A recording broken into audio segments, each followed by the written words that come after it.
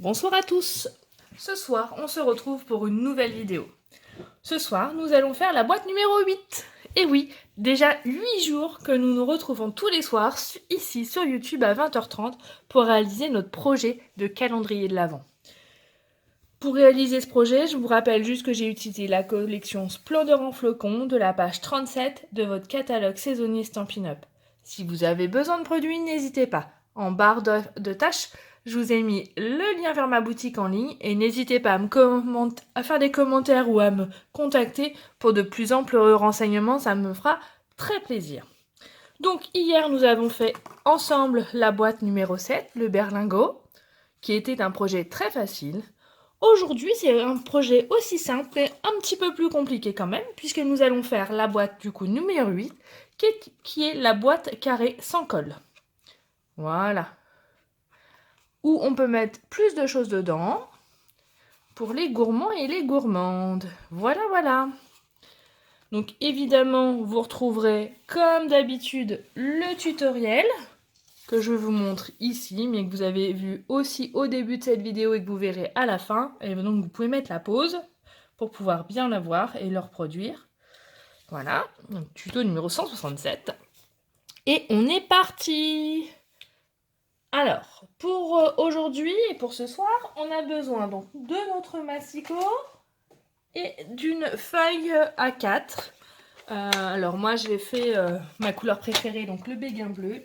Et en plus, elle va parfaitement avec la collection Splendeur en flocons, ce qui m'arrange bien, ceci dit. Alors, attendez, parce que tout se casse la margoulette.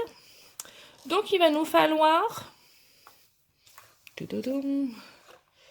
un rectangle de 28 cm sur 20. Donc là, on va couper les 20 cm. Donc, on va retirer uniquement 1 cm. Ici. Donc voilà, on enlève les 1 cm. Et en longueur, il va nous falloir 28 cm.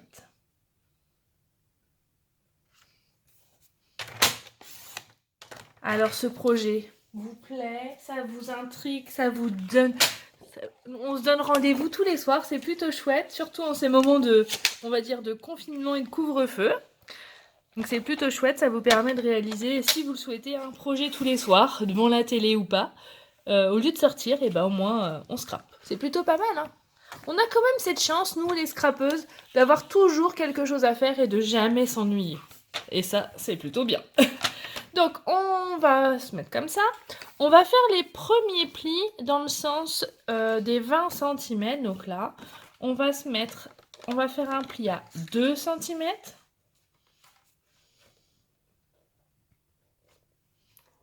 Alors, voilà. 2 cm. Après, il faut rajouter 4 cm, donc on sera 6 cm.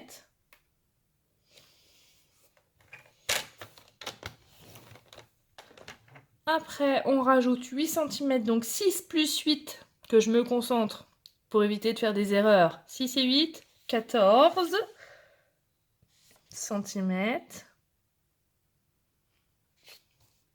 Voilà. Et encore 4 cm, donc 18 cm. Mais je sais aussi que sur mon tuto, il me faut que je reste à 2 cm ici. Donc je vais tricher. Voilà. Donc on a fait, comme je vous montre sur le tuto, les premiers plis. Donc 2, 4, 8, 4 et 2. D'accord ? Dans l'autre sens, donc dans le sens des 28 cm, on va faire un premier pli à 2 cm. 2 plus 4 à 6.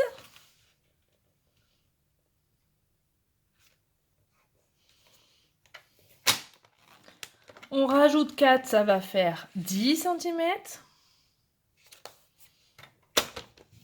Voilà. 1, 2, 3. Donc le premier pli à 2 cm. Je vous montre là. 2 cm, puis à 6 et puis à 10.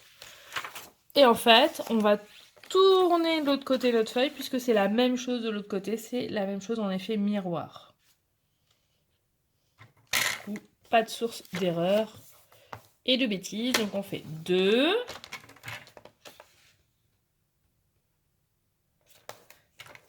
6 et 10 cm.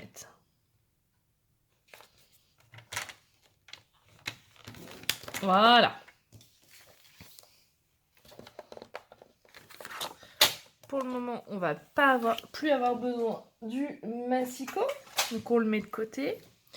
Et là, attention, on va tracer des diagonales. Alors je vous montre bien sur le tutoriel, parce que parfois c'est plus clair. Donc on va tracer ces diagonales là, là, là et là. Donc je prends ma règle, je me mets là et je trace ma première diagonale. Je vais faire la même chose en face, en effet miroir. Donc de l'intérieur vers l'extérieur. Et la même chose de l'autre côté.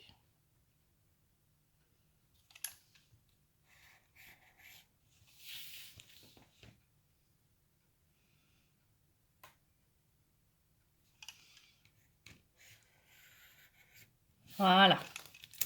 Maintenant, comme vous le voyez sur le tutoriel, on va enlever ces parties-là. Pour éviter de faire des erreurs, je vous conseille de prendre un crayon et de hachurer sur votre papier. Là où il va falloir enlever, ça évite les boulettes. Et comme vous savez, ou vous ne le savez pas, mais vous le saurez bientôt, que je suis la reine des boulettes, je préfère le faire. Ça évitera que je refasse cette vidéo. Donc on va retirer. Donc, je prends mon ciseau préféré et je coupe.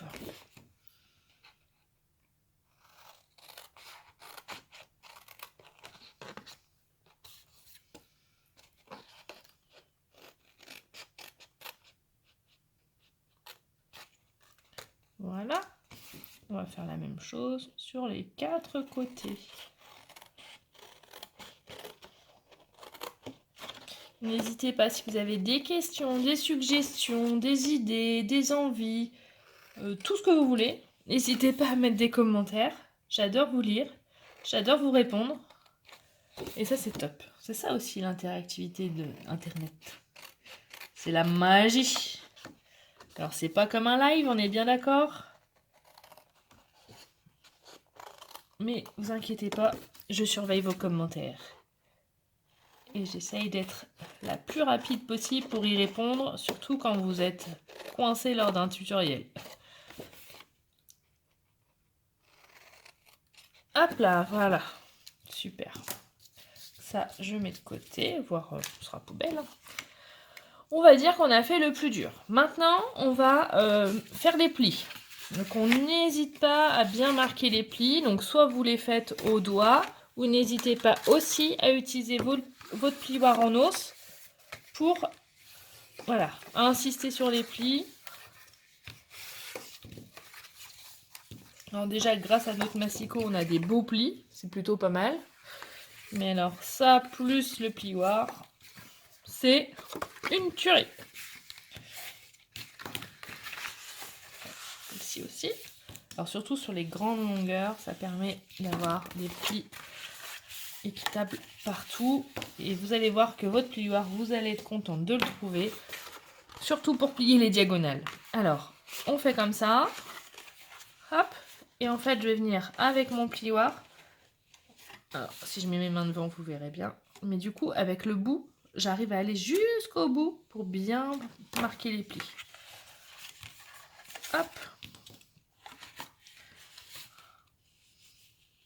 Voilà.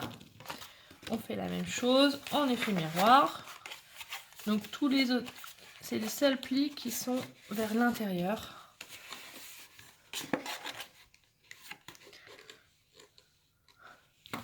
J'ai vu que certaines avaient déjà commencé à réaliser leur calendrier de l'Avent. Je suis hyper contente. J'adore voir quand vous refaites mes projets. C'est trop bien. C'est le kiff total. Donc voilà, notre boîte, elle est faite. Et maintenant, en fait, il n'y a plus qu'à plier. Donc, on va rabattre à l'intérieur ici. Ça permet d'être plus solide, en fait, tout simplement. Et après, on se met comme ça et comme ça. Et on va juste ressortir les petites languettes vers le haut et notre boîte, elle est faite. On n'a plus qu'à la décorer. Pas mal, hein? Alors, pour pouvoir la fermer et qu'elle tienne fermée, j'ai repris ma crocodile et j'ai fait un trou de ce côté-là et un trou de l'autre côté. Et voilà, où je passerai mon ruban. Mais avant tout ça, on va quand même la décorer, notre boîte. Hein, qu'en pensez-vous? Parce que comme ça, elle est jolie, certes, mais elle va être encore plus jolie. Alors, je vous ai marqué sur le tutoriel, DSP, ça veut dire c'est le papier design, en fait. Hein. Et donc, il va nous falloir 6 rectangles de 7,6 sur 3,6. Donc, on reprend notre massicot. Heureusement, il n'est jamais très long, notre massicot. Et on va faire nos rectangles dans le papier de votre choix. Moi, j'ai choisi celui-ci. Donc, on va faire 3,6 cm.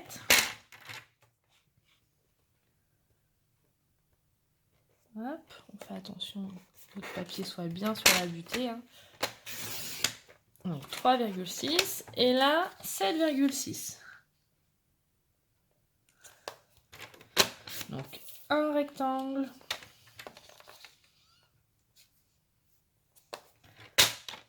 Deux rectangles, il en faut 6. Ok, 3. Est-ce qu'on peut faire un 6e? Oh, parfait! Trop bien! On a pu en faire 4 sur la longueur. Pas de gaspillage de papier, c'est pile poil, j'adore! C'est trop bien. Et du coup, j'avais peut-être une chute qui pouvait me servir pour faire les 2 derniers rectangles avant de faire du carnage dans une nouvelle bande. Alors, je vous demande 2 petites minutes. Je farfouine dans mes chutes. Et donc, je vais faire 3,6.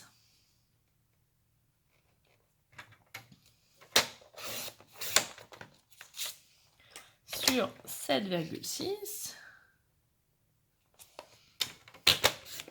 Voilà.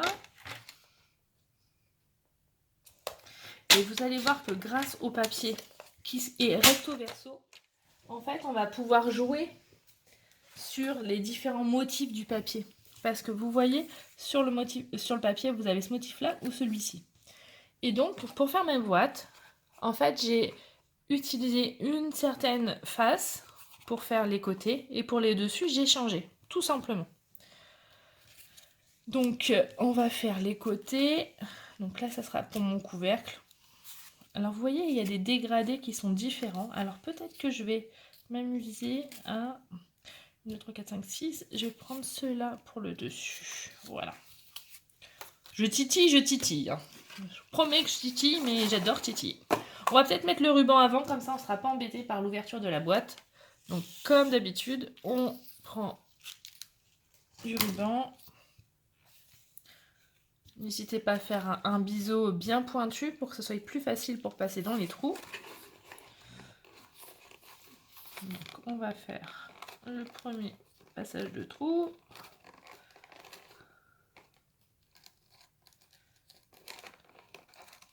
Ah, bah vous voyez, faites ce que je dis, mais pas ce que je fais. J'ai pas été assez pointu. Voilà.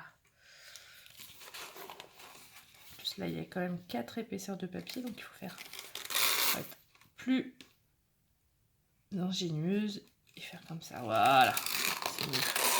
J'ai voulu faire trop vite et en fait, des fois on veut faire trop vite et on n'y arrive pas et après c'est comme ça qu'on galère. Donc là, et on finit par l'autre côté, le dernier trou. Alors vous inquiétez pas si votre biseau il est pas joli, on va le recouper après, vous inquiétez pas. Parce qu'effectivement, regardez, il est tout bêche.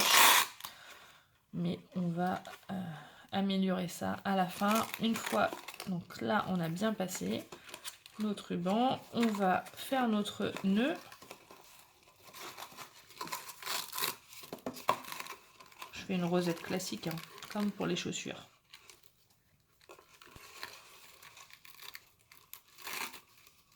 Hop là. Et avec mon ciseau, je vais venir cacher la misère de mon biseau que j'avais fait, qui a été effrité. Et voilà, le tour est joué, ça se voit plus. Ça, c'est de la magie. Et donc, on va venir coller nos rectangles tout autour de notre boîte.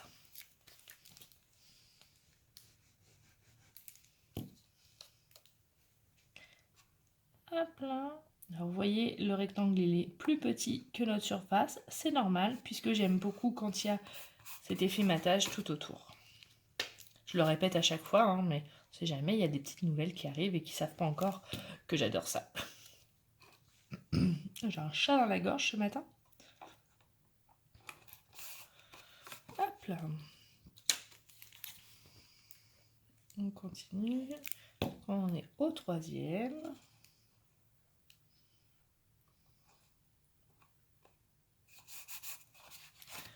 On finit.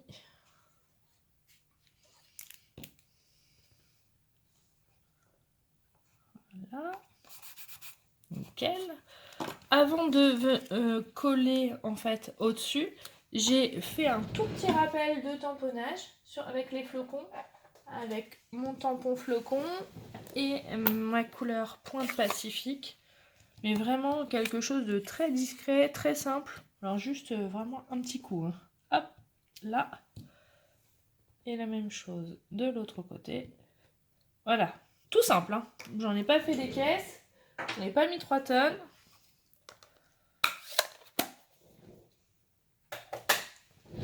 Et je vais venir coller sur le dessus du couvercle.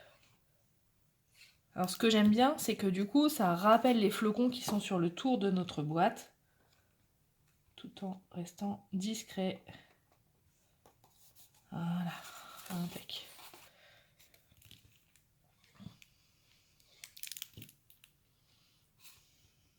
Et pour finir, il va nous falloir mettre notre cercle, comme d'habitude, et nos chiffres pour faire le numéro 8.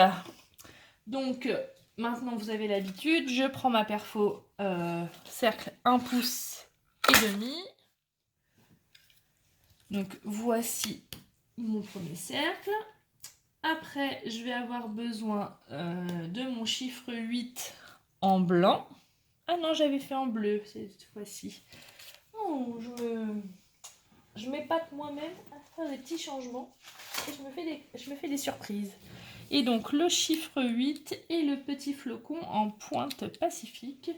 Et en fait, j'ai fait le grand flocon qu'on va glisser derrière en blanc. Alors, je vais passer tout ça dans la machine de découpe. Ta-ta-ta. Hop là!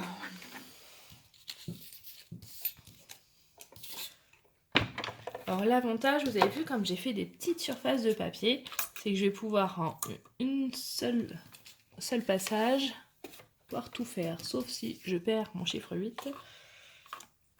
D'ailleurs, je vais retirer ça, on s'en fiche.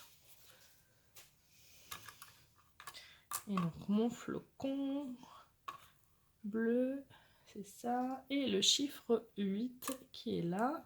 Je replace ma plaque transparente et je tourne la manivelle. Et moi, pendant ce temps-là, je tournais la manivelle. Et moi, pendant ce temps-là, je tournais la manivelle. Et voilà. Magie, tadam! Hop. On met de côté ça et ça. Voilà.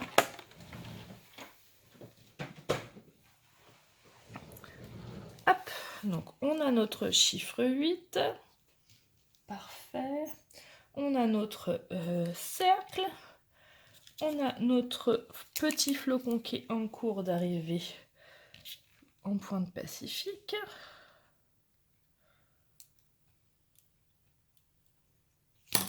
Voilà. On enlève les petits trucs au milieu. Je fais ma feignante. J'ai l'outil touche à tout qui est pas loin, mais j'ai la flemme de changer la pointe. C'est pas bien. Je vais avoir un gage, je le sens. Et donc le dernier, le flocon en blanc.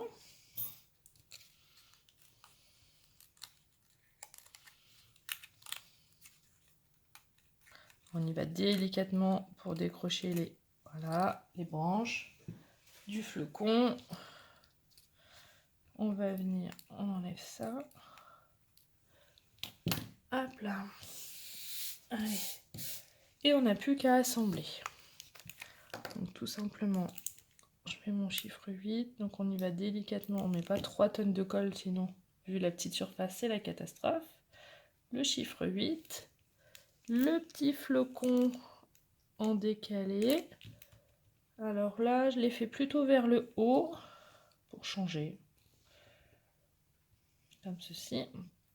Et là, je me suis amusée avec mon flocon, mon grand flocon blanc, pour le cacher en fait. Pas cacher, façon de parler. Derrière, j'ai mis une mousse 3D là. Et en fait, il y a juste les petites antennes qui vont déborder, regardez. Hop là!